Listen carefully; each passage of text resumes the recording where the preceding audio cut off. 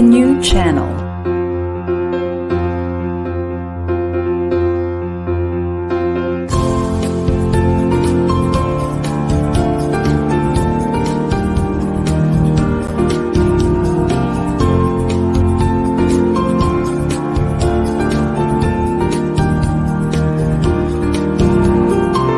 The new channel.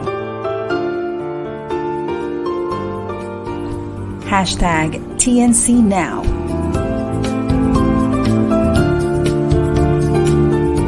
The views, opinions, and insights expressed in the following shows are those of the host, producers, guests, and viewers.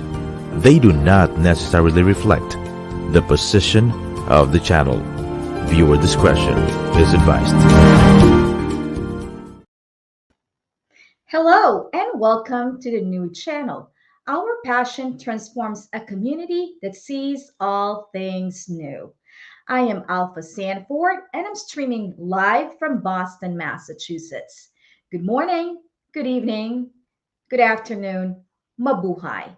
Welcome to Once a Teacher, Always a Teacher on TNC.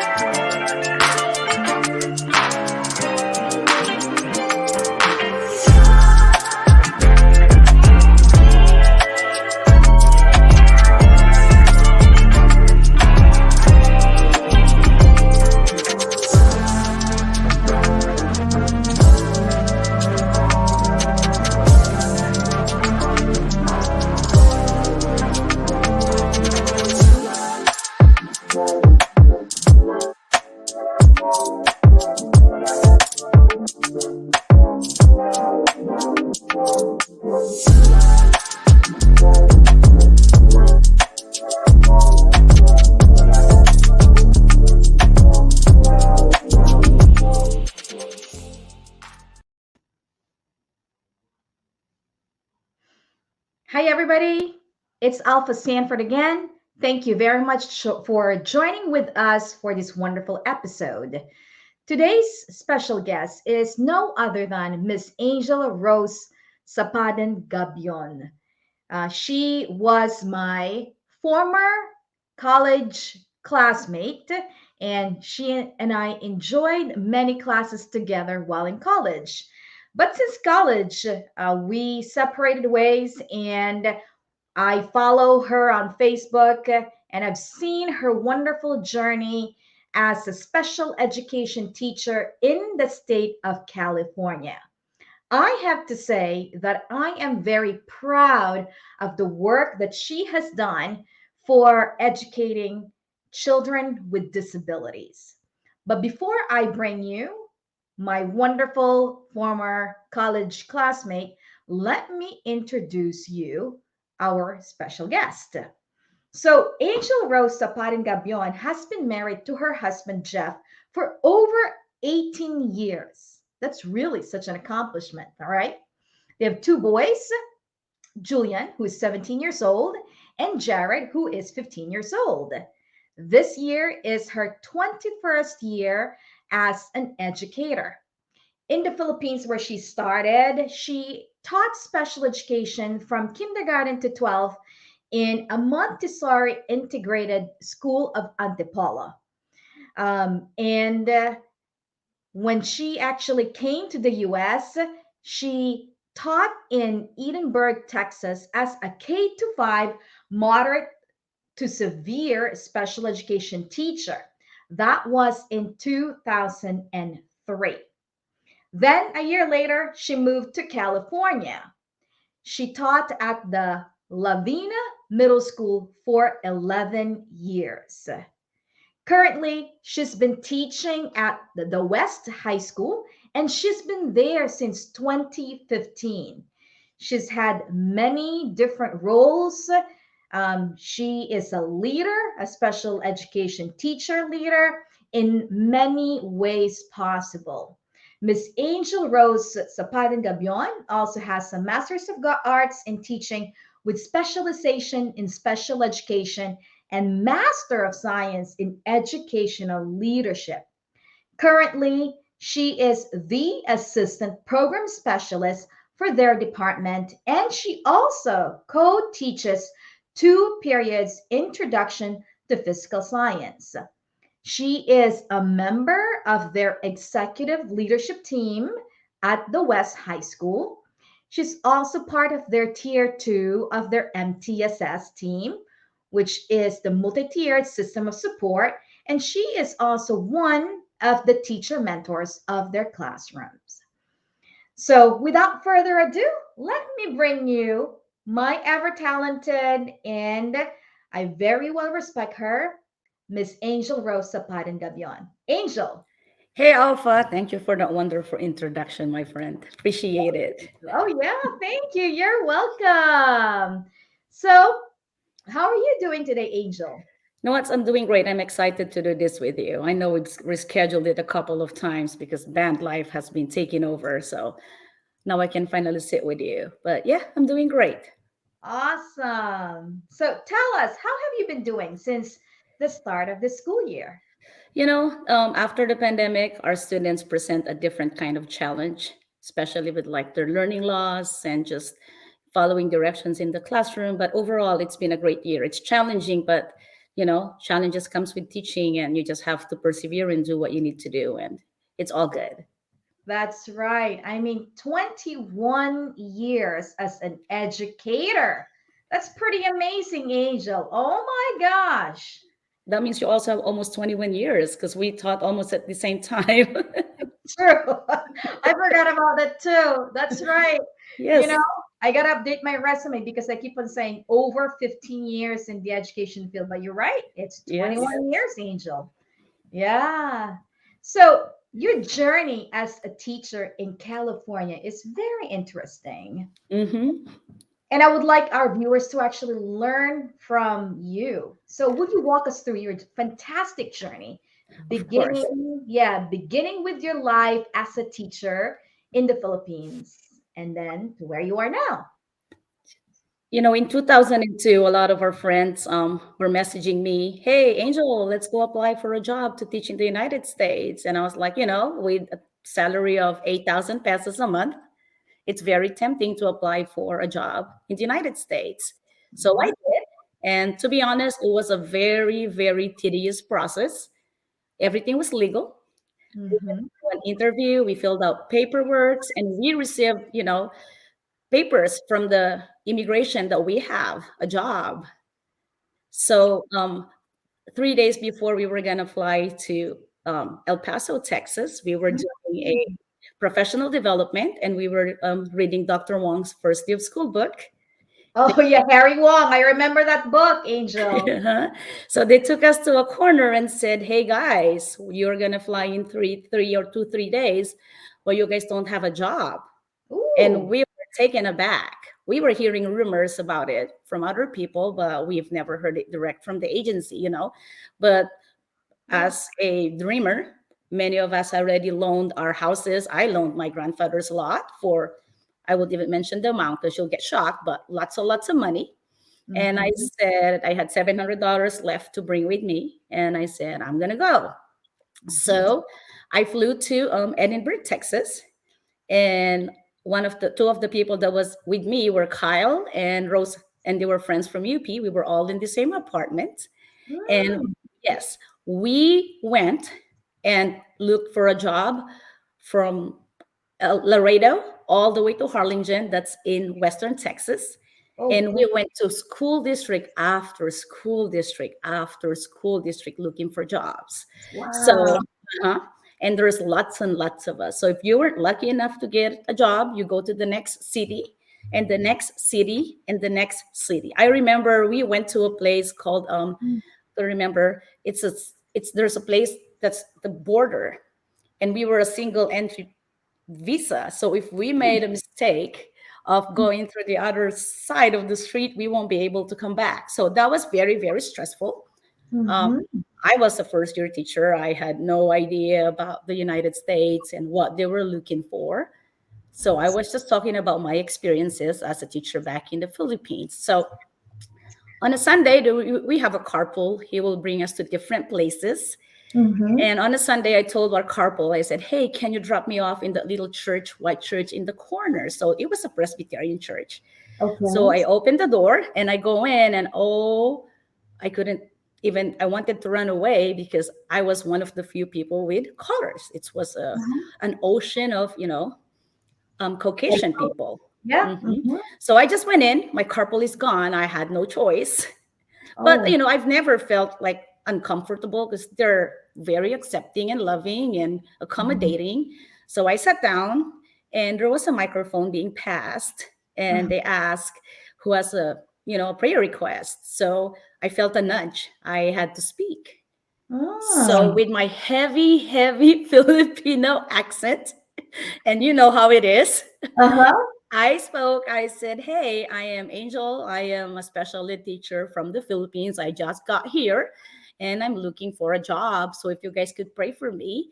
And the lady behind me, maybe one or two, her name was Margie Pereira. She said, come see me on Monday. Uh-huh. So I went and saw her on a Monday. She asked for my resumes and everything else. And she scheduled me an interview with Dalia Sanchez, who was then the principal at Cano Elementary School, where I started, Cano Gonzalez Elementary School. So I had an interview on the Thursday. She needed to talk to my supervisor on a Friday. So I went very early because Mm-hmm. we needed to call Mrs. Dr. Sylvia Lazo, one of our professors, because I worked for her. Mm-hmm. And, by then you only use your phone card, but you have to scratch the number. Yes. And you have to be very lucky. I prayed and I prayed. I'm like, please, Mrs. Lazo, answer the phone. And thankfully, she answered the phone and I got the job after that phone call. So, it wasn't all me. It was somebody up there. God gave me this job because he placed me in the right place. So I was the only one of all the teachers that was in the agency that got a job at Edinburgh School District. They were not willing to work with our agency. So Wow. yes, I was. It's Wow. it's a blessing. I cry every time I think about that story because it was a favor from up there. So Gosh, Angel, it just gives me the chills from uh-huh. all over me. Same thing, friend. Wow. Yeah. So I am a grateful person because of that. So I always give back as much as I Mhm. can. I give back to the people around me, my family back home, or to anybody that's in need. That's where I always get that.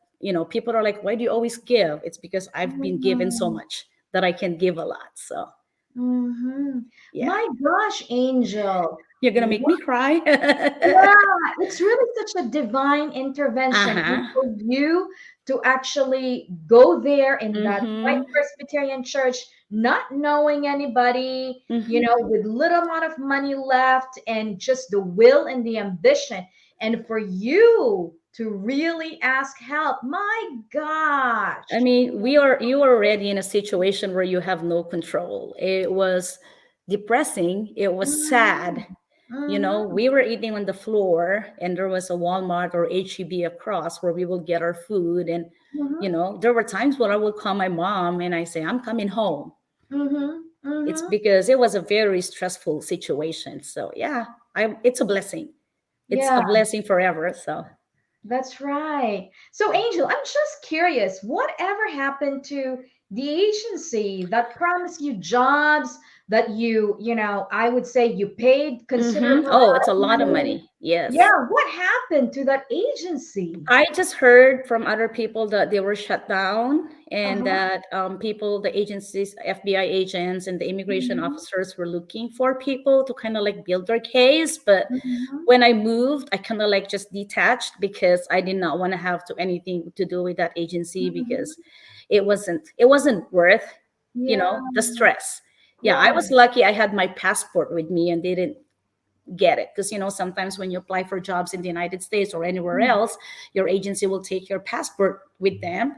And so we were lucky that the passport was with us. So, but I Wow. heard, a lot of the people got jobs and they were just dispersed all over Texas. I know Mhm. some people went to Arizona, to Maryland, just different places, just so they could find a job. So most of Mhm. the people I know were able to, get a job, which was a blessing. But I was over it. Wow. Yeah. Mm-hmm. So tell me, you had that interview on a Thursday, right? After you went to church on that Sunday. When did you start? How did it feel like, to go into that school? Tell Oh, us. Yeah. you know, I we're Ilocanos, me and Yeah. you. We're Yeah. we're tough, We're we're tough. ambitious, Yeah. we're go getters, and Uh-huh. in college we were go getters. It's our personality, and when you decide to do something, you just have to do your best. So I was in a classroom with like five students, or three, four students, and two of them was in a wheelchair. We had some autistic children in there, and Mhm. I had no idea what I'm going to do, but thankfully Mhm. University of the Philippines Special Education has trained us with a lot of the things, and we learned everything about the disabilities that up till to this day, I Mhm. use them. So I'm thankful for all the professors out there in UP Diliman, especially in the SPED department. And I Right. just kind of like use those. I used a lot of, our teaching tools. We created so many materials that helped our students. So I just kind of like use that to, be successful in my classroom. It wasn't the easiest to go because I was a stranger going into a place, and I was lucky enough to have a Filipino teacher there that was hired the same time as me. Her name is Maria, and we kind of like just like depended on each other and helped each other, and that's how it is. And I till to this day, I'm thankful for my admin, especially for my principal, Miss Sanchez. We still message each other on Facebook, and she came to my wedding because she has just guided me. There were a lot of challenges, I will not Mhm. lie. There were times where I felt like they were judging me based on my race and my Right. color. Right. And this is a funny thing. I had a student and he Mhm. said, Miss Angel, I can't understand your English Mhm. because we have a heavy accent. We still have it, but it's not as Mhm. much. And I Mhm. said, work with me because I can't understand yours as well. So you just have Oh. to be you be honest with these kids because it's hard. You are, in Western Texas, they speak mostly Spanish, and it's a very heavy with Hispanic people, and you just have Mhm. to like do. I just gave my best, and I went to work with a smile, like I always do, and persevered. There were a lot of challenges. Instructional Mhm. aids, it's always a problem for us as special ed teachers. I had one that was great and I had one that was problematic, but you just got to do what you got to do. And Mhm. I counted the kids' progress day by day, and that's where I took my energy from, my willingness to work with them, and I made it for a year. So yes. That's great. So, Mhm. what got you through for Um, on your very first year in It's Texas? first, you have a loan to pay. Just to be honest, you have a loan to pay. For sure. You have Yeah. to work. Uh-huh. Almost half of your salary is going to the loan that you took, and you have sisters and brothers you want to help. But mostly, it's my love for the kids. I think Mhm. with the 2.5 years that I was in the education department back in UP, we were exposed to just being with the kids. Mhm. We're not just reading our books. We were exposed to blind and deaf. We were exposed to Down syndrome, autism, with all the different disabilities, and we learned how to love them, and they became our passion. So I think that's where I was getting from. It's just, although these kids are low functioning, I can get something out of them, and I Mhm. could make them do things that could make them successful. I had a boy who has autism, and he didn't know people's name, and we just started just putting pictures in the name, and by the end of the year he was talking simple sentences, and up till to this day I'm still in contact with his mom because he was just a success story. And so that's where I got my, I just had to persevere and just work with these kids. So Oh, beautiful story, Angel. mm. Yeah. Now, what made you move to California? Well, it's a different long story. We'll do it on another episode. I'm just kidding. Okay. But I was then talking to my husband as a friend, Uh-huh. and we were emailing, and there were some phone calls, and I said, if I move to the United States, maybe we can reconnect. And Uh-huh. so when I got here, we reconnected. And because of some of my experiences in Texas, he was like, it's time to move to California. So Mm. he was like, I am here to support you. You have, you have friends in there, but it's not the support that you need. So then I moved and he proposed and we got married, and we'll be married for 19 years next year, next June. So that's why I moved. That's amazing, Angel. Hmm. Such a love story in between the Uh-huh. different Yes. education journey, right? Hmm. Yeah. So I'm curious then, in your many years working in the public school in California, what have you learned about yourself as an educator? I think my love for the kids and my Mhm. empathy towards them has been Mm, just my biggest strength. And mm, also, I want to educate parents and mm, teachers. I want to tell them that their children are capable of doing something and they play a big role, especially for the parents. They play a big role in developing their children's education, their IEPs, and making them successful. I have IEPs where I had lawyers and advocates, and I would never conform to what they want. I always tell them, this is what I do in my classroom, this is what happens in my classroom, and this is my goal for your child. And I think if parents hear you say that, and if they see results, they're going to work with you. They're not going to fight you. I had a family that had an advocate, and we had lawyers, and we had IEPs every 9 weeks, and we ended up not having any more IEPs, only our annual IEPs. So, I think it's that the love for the kids and my willingness to educate the people around them. I love working with paraprofessionals or we call them instructional aides, because I can also educate them how to help these kids. mhm. I have three of my instructional aides became special education teachers. So Wow. yeah, and we always say, "Hey, you inspired us," and I think I take pride on showing them that we can help students with disabilities. Yeah.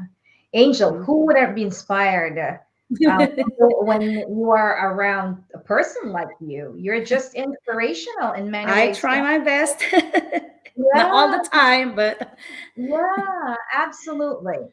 Now, do you have any children with disabilities who also present any behavioral challenges? my oldest has ADHD. When Mhm. he was in second grade, we actually did an autism assessment, and outside, and the doctor was like, he's, in between, like high functioning, it because it we do it by the ratings, and he just told us, there's not much that you can do if we label him with autism in this classroom. We'll just look into other areas to help him out. And he kind of like struggled. We had to do a lot of behavioral modifications at home. We did lists and just a lot of social skills practice. And when he was in fifth grade, that's when we noticed that he was really struggling. And Mhm. so we did an assessment again, and he came out with ADHD. And I had to go and get him a 504, and that was really a learning experience. Mhm. I sat down on the other side of the table and I just broke down and I said, I need to cry. It's because Oh. you're always on the other side and you Mhm. focus on, especially teachers, when we do IEPs, we focus on the needs, and mostly on the needs of the kids. And we seldom talk about their strengths, because Mm. we are looking for ways to help them improve. And so when Mhm. I sat down there and I heard the things that my son struggled with, it hit me. I'm like, I need Mm. to change the way I run my IEPs. I need to focus first on their strengths and Mhm. put a spotlight on the things that they can do, and then slowly move on to their needs, because it hurts as a parent. As myself, I sat down there and cried because you're hearing this about your child. So he is a senior. He has a 4.18 GPA. We're applying for colleges right now. Uh-huh. He wants to go with communications disorder or nursing or physical therapy because he wants in the medical field. And I am so proud of him because he's done a lot. He struggled and he overcame, and it's a team effort. It's effort from us, from his brother, from our families, from his teachers. It's constantly working with him on, okay, son, we need to do this, we need to do that. So I that also is coming from my heart now. I've changed a lot the way I teach and I treat students after I went through the, process of going Mhm. through what we went through with our oldest. So, Wonderful. Well, mhm. first, congratulations to Julian for that. I know. I am not ready, my friend. And I was taking some mental notes earlier in terms Hmm. of how you run IEPs. And folks who may not know the Oh, meaning of IEP, it's Individualized individual education Education Program. or Um, plan. some people call it plan, Hmm. um, but yes, it's program because it does compose of many, many things, Hmm. right? So, walk us through how has your experiences with your son um, changed the way you conduct IEPs and changed the way you really teach children with disabilities? I know you hinted a bit, Yeah. but Um, walk us through it. like, I want to yeah. hear it. Yes. We want to hear So it. first, when I do prepare for my IEPs, I always get, in the beginning of the year, I always call the parents of my students. I call my students because they're high schoolers. Some of them are freshmen. I introduce myself. The upper grade level, the sophomores to the seniors, I still call their parents. Hey, it's me. I'll be your case carrier again this year. I start with the relational capacity. We are our school, and I think a lot of the school districts around the United States, we are pushing the relational capacity with just not our students, but to our parents and the staff. So that's how I started. It's because if they hear from you when things are good, definitely they're gonna respond to you when things are difficult. So that's my philosophy as a case carrier.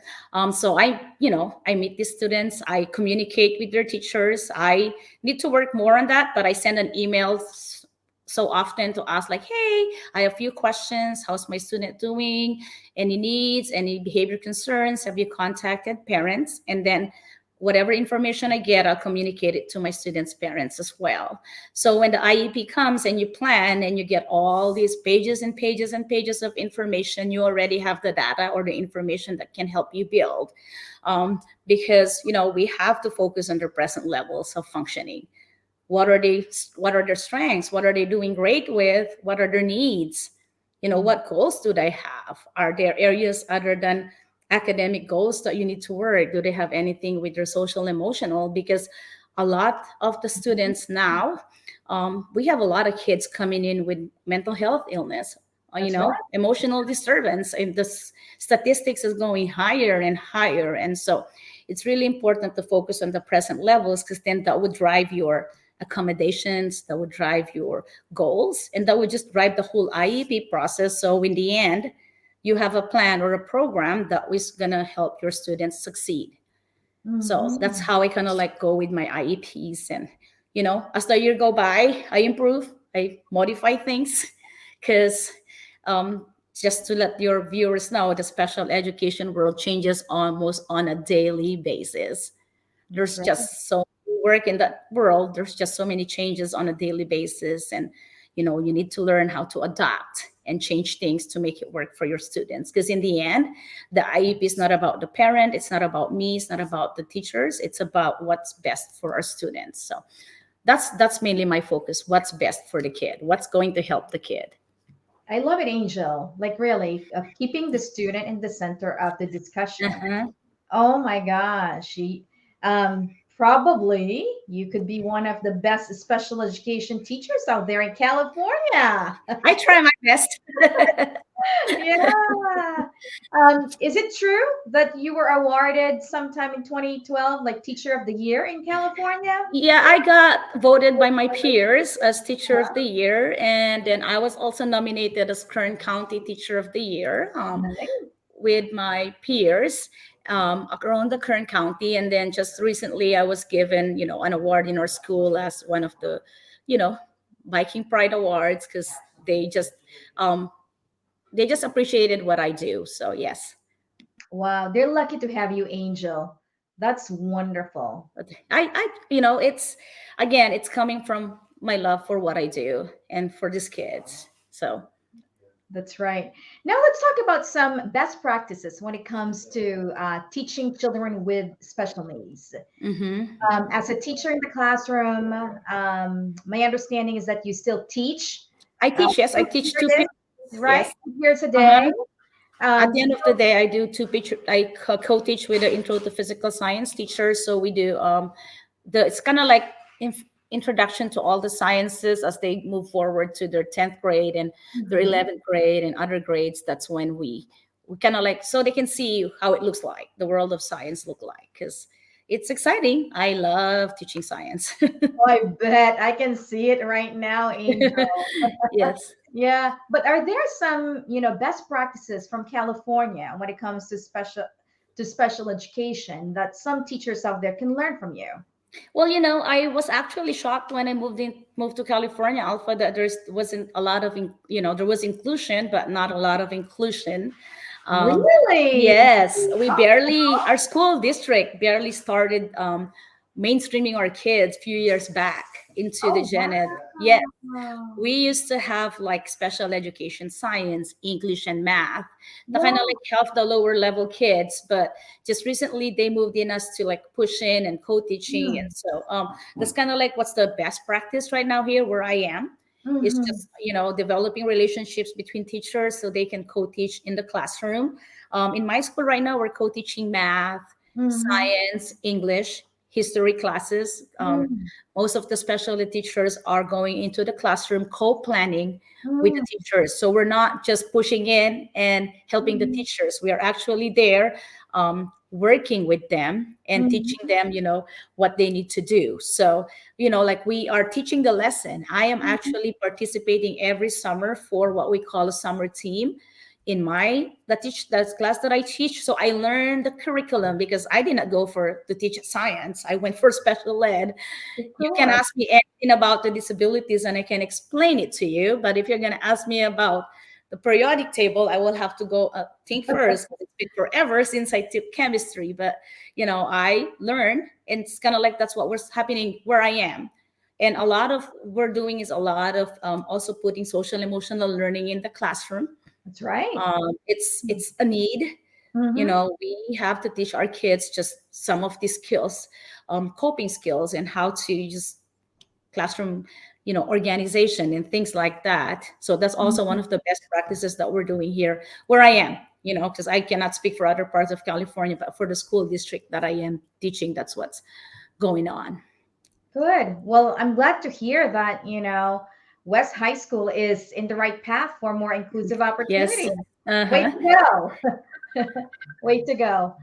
Um, are there any specific PD that you think teachers uh, can focus when it comes to teaching children with disabilities? I would speak like for the gen ed teachers now Mm. that there's more special ed kids in their classrooms and now that they're working with different disabilities, it would really help them to kind of like get to know more about like, when we were in college, we call it indicators. That's right. Yeah. The indicators of these disabilities so that they know how to manage and help them, because if you are not aware of the these indicators of autism, how are you going to be able to teach them? So I think that would be great for a lot of our gen ed teachers. But for special ed teachers, I would say, we are, I will call us the teachers that are the most adaptable. And I Mm. think, and we're the most accepting of change because, Mm. statistic has it after 5 years, special ed teachers are burnt out and they're leaving this profession, and we are in shortage everywhere in the United States. It's because of that. Just there's just too much being piled on top of responsibilities for special ed teachers, and we just have to learn how to adapt, and we learn how to like just adjust with the changes. So it's just going to be like a continuum of PD on the changes that are happening, IEP writing and just teaching strategies for the students with disabilities, because it changes and there's more disabilities added every so often. I mean, just the responsibilities we have is just getting bigger and bigger. So just the continuum of support. I can honestly say that at the school district that I work for, there's a lot of opportunities for professional development. Mhm. And our principal encourages us to go and, participate on these PDs because it helps us to become better educators. It's the only way we learn about the new, what's the best practices. That's how we learn it. So yes. That's great. Well, when we come back, Angel, I'd actually like to take a few minutes break, but when we come back, I'd love to hear from you in terms of your daily schedule. Walk us through your daily schedule because I know you're part of the executive leadership team over there. And then, yeah, describe to us, narrate to us what's going on in the day-to-day life of Miss, how do they call you at They school? call me Mrs. G. Mrs. I get a G. lot of name. They call me Mrs. G. Okay, It's the ACS because they just some kids cannot just say Gabion. So that's I right. just call them Mrs. G. It's the ACS. Well, Wonderful. So let's talk about that, Mrs. G, when we come back. All righty.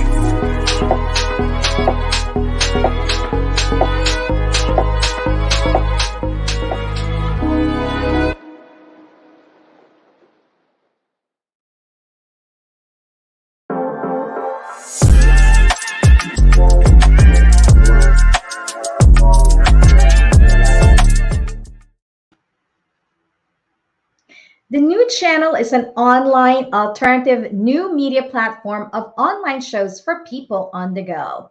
Please watch all our shows as seen on screen. Imagine having your own show, your own playlist, your own content, but we make it easier for you. TNC aims to transform the lives of our viewers through engaging, authentic, and original content. Our channel is a responsible global 24 over 7 platform that showcases Filipino talent, global influencers, cultural intelligence, and ingenuity. Please continue to watch Once a Teacher, Always a Teacher on selected Saturdays, 10:30 a.m. Eastern Standard Time. You can also watch or live or on replay via Facebook or YouTube. Follow us on IG. Listen to us on Spotify and Apple Podcast. Just search hashtag TNC now. For sponsorships, please email now at thenewchannel.com or send us a DM. Enjoy these life changing shows because we made them for you. All right, folks, let's bring in Miss Angel Rose Sapaden Gabion. Miss G,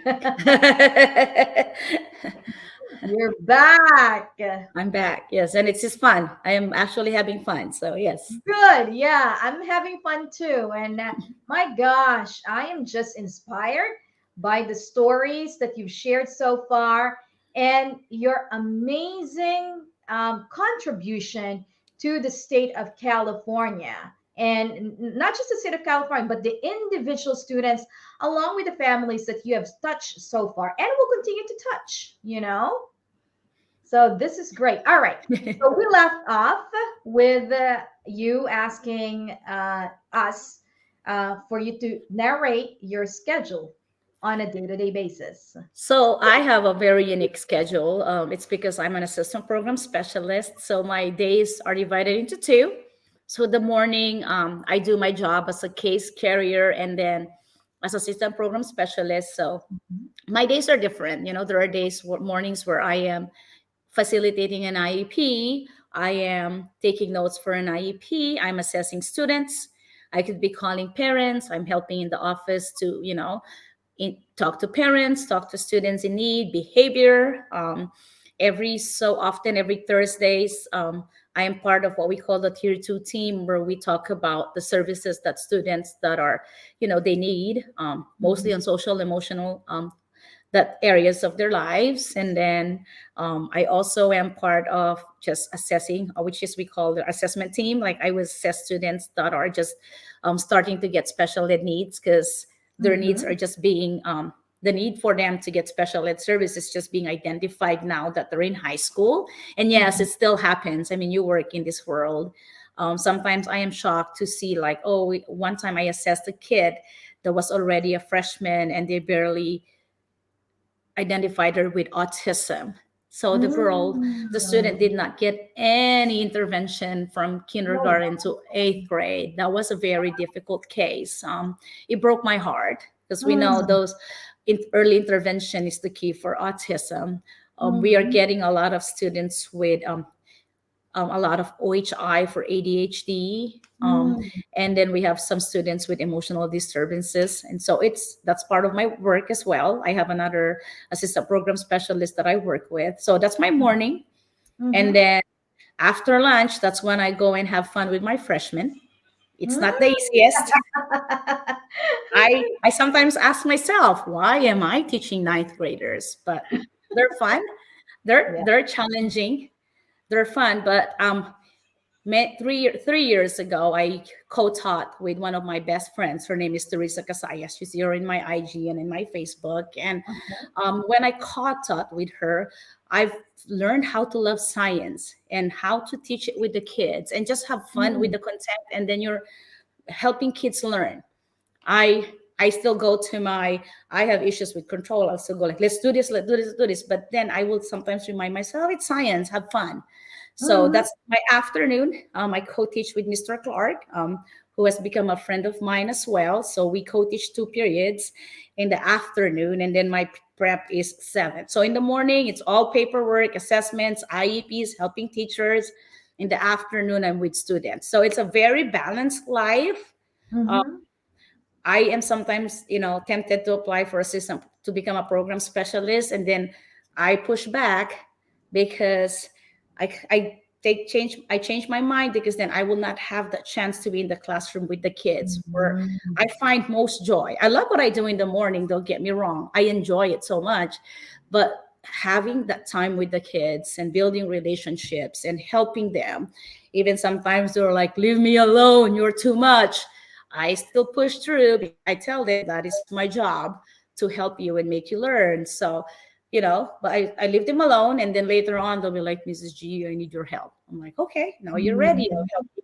So it's that's my everyday life. And then on Mondays and Wednesdays and some Fridays, I also teach what we call the Workforce Academy. These Okay. are juniors and seniors who are behind credit. So this is a credit recovery for them. I have Mhm. been doing this since 2016, and I Mhm. love them. I love them because they're juniors and they're seniors, and they have an opportunity to earn a high school diploma and to graduate, and having conversations with them about real life is a different world with my freshmen. So that also adds up to kind of like the crazy world that I live, but I love it. It's a very, very, very busy world. I'm not Mhm. gonna lie. Sometimes I forget to like do the things that I need to do because there's just so much going on. But Sure. I cannot complain. It's Mhm. a beautiful work life. You know, I enjoy it. I think it is. I have to agree, Angel. 10 months of intense teaching, but it seems like 5 days of the week, it's divided Mm-hmm. up into three parts, and Mm-hmm. each part has like a different taste to it. You get Mm-hmm. to do your leadership part, and then you get to really feed your the joy within you among the Mm-hmm. students. Oh my gosh, it's a perfect one. You've got, your workforce academy, which Yes. by the way, I actually love doing the work with students who need help in terms of Mm-hmm. graduation. So the Yeah. fulfillment right there, I can Oh absolutely. yeah, I'm so happy when they tell me they're gonna graduate. I have a boy. He's gonna graduate a semester early from the rest of his friends There you because go. he would he his name is Mike. His name is Matt. I always switch them.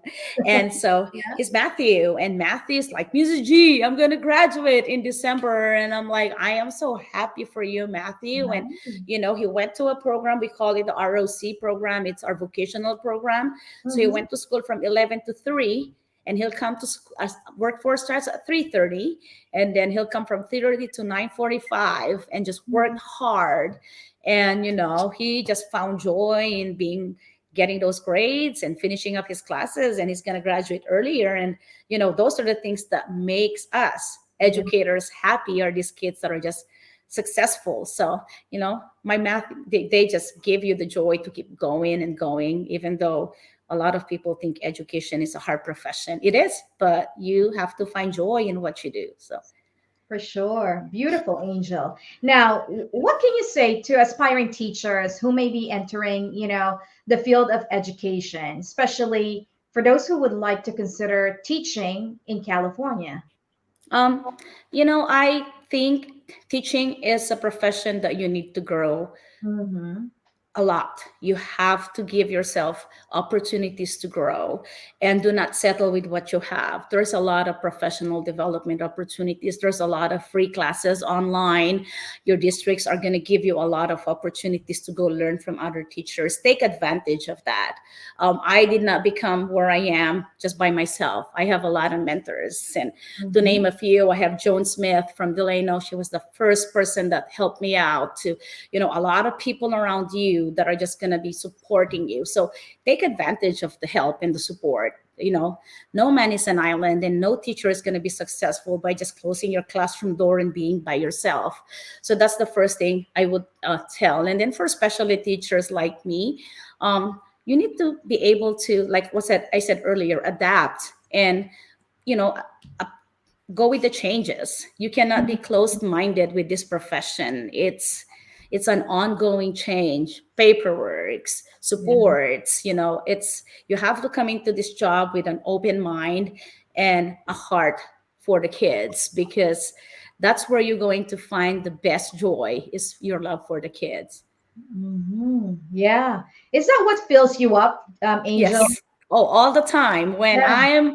I'm tired, I find a student and I Uh-huh. look at the student. I That's a strategy I do, and I'm this is a secret I'm gonna tell people is when Sure. I'm having a bad day, I go the back of the classroom and I look for a student that when I go to that student, I know he or she's gonna respond to me and I'll feel better. So I do that on an occasional basis. There's kids that I would go and I'm like, hey, what can I do for you today? And I know for sure they're gonna respond, and I'll be like, okay, everything's good. We can move on. We can go to the next day because there's days in the teaching world where you're just ready to, surrender. And yeah, so that's where I get my energy to keep going. Is I just find simple joys, little progress that is Mhm. going to ignite the fire inside of you, and then you go moving again. Because 21 years in education is not an easy easy way to go. Like, it wasn't an easy road, and like, Mhm. you have to find the joy. So that's kind of like what I do when I feel like I'm so tired and I'm ready to just say I quit. I find a kid. I love it. What a great Mm-hmm. advice, Angel. What a great advice. Mm-hmm. Now, you mentioned earlier when you first got in the here in the United States that you were feeling like you were the only person of color. Now, Mm-hmm. 21 years forward, and you're a Filipino, a teacher of Mm-hmm. color in the state of California. I'm wondering, in this geopolitical world that we are living in right now, how do you manage to do this? I give my best. Uh I huh. show them what I have, and I give my best. I teach my students. I play my role to the best of my ability. I speak for myself when I need to.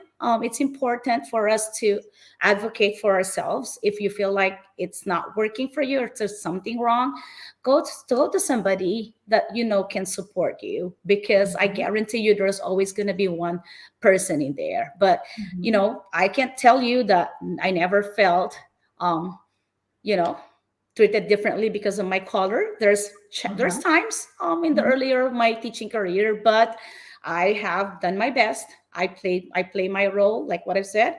I play my role good, and I just give my best. And if they don't appreciate that, it's not gonna reflect on me. It's gonna reflect on them, because I can go home and say I did my job and I gave what my students need to have. I earlier, like when I said earlier, I felt like it was challenging, but now it's not.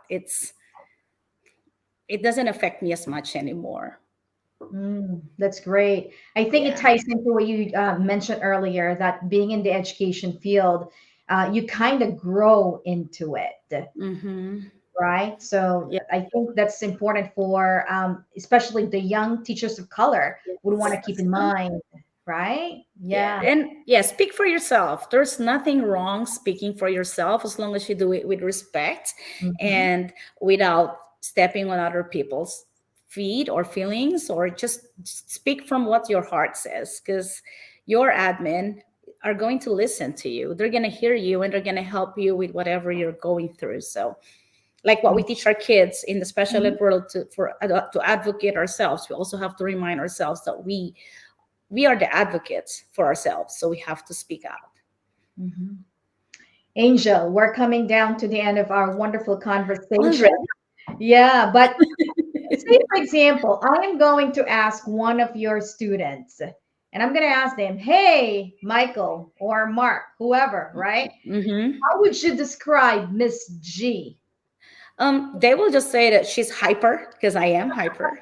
Okay. I can't sit still, but mostly they will say that I care about them. I care about their education. I care about their well-being, and Mhm. I want the best for them. I am not a perfect teacher. There are days where I'll lose it and raise my voice or say something that I would regret saying, but they will say that I also know how to apologize. I know when to say sorry when I have to say sorry to my students, because Mhm. we're human beings. There's going to be moments where we mess up.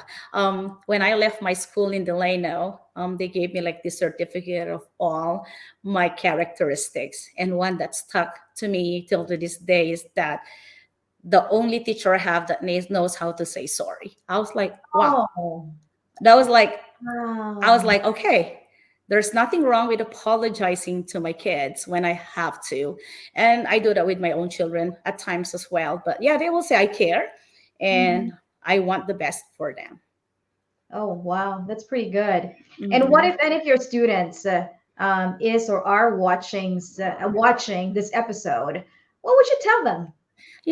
I love all of you in many different levels.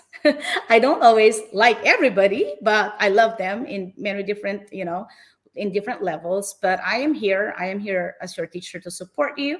I am here a teacher that would you help you navigate what you need and help you be more successful.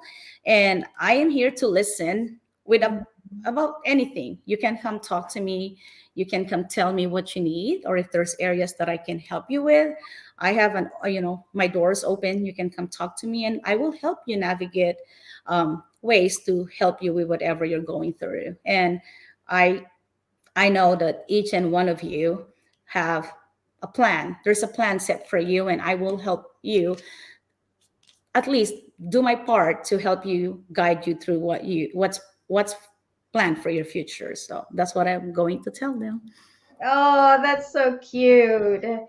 And to our audience, do you have any last words for them? Any inspirational message to them?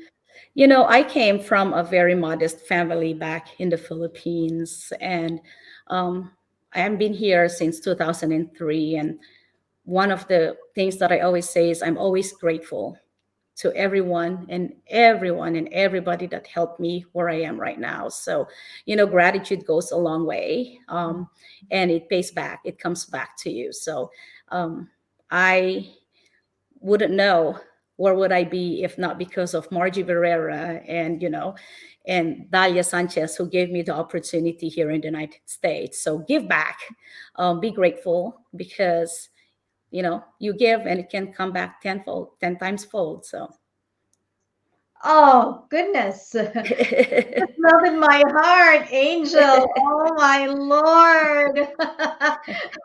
I'm almost like teary-eyed. girl, me too. Um, When Alpha, when we look back where we came from, me and you, it's not the easiest life, but yeah. Mhm. where I am right now, I'm able to help more families back in the Philippines, and cousins and uncles. And, it's my heart is just so much. I'm just so blessed not to give back. Mhm. So Yeah.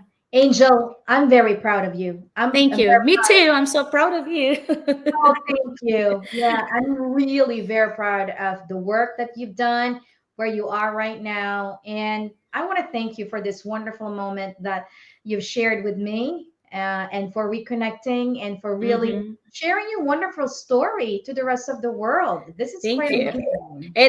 I was nervous. I was messaging you earlier in Ilocano. I was like, I'm getting nervous because I can speak to lots and lots of kids, but when I'm talking to my peers, I just get nervous. But it Well, was you did fun. I very had well. fun. Yeah. You did very well. So, if any of our viewers would like to get in touch with you and would like to know more in terms of becoming a SPED teacher in the state of California, or just give them lend them a hand when it comes to entering the field of education, where can they find you? Email me at angelgabion80@gmail.com. That would be Angel the best. Yeah. You can 80. at Gmail. You can find me on my Facebook. It's Angel Rose Sapaden Gabion, but just send me a message or message Alpha and she can connect you with me. I that's the best way. Wonderful. Well, Angel, before I end this episode, I want to just wish you all the best in life. I want to wish you success. May you continue to be an inspirational education leader, inspirational special education teacher, and may you bring lots of happiness and light to everyone that you meet. Thank you, Alpha. Same with you. I mean, I am just so proud of you too, friend, from where we came from. That's It's right. been 20, almost 22 years. That's right, I Angel. Yeah. Yes. Well, Well, thank you so much. you're welcome. Our pleasure. With that, we're going to end our show for today. We want to thank our viewers for being with us for this wonderful episode. I'm hoping that you were inspired by our guest today, Miss Angel Rose Sapaden Gabion, and we'll see you soon. All right, folks. Thank you. Thanks again, Angel. Welcome, Alpha. Take care.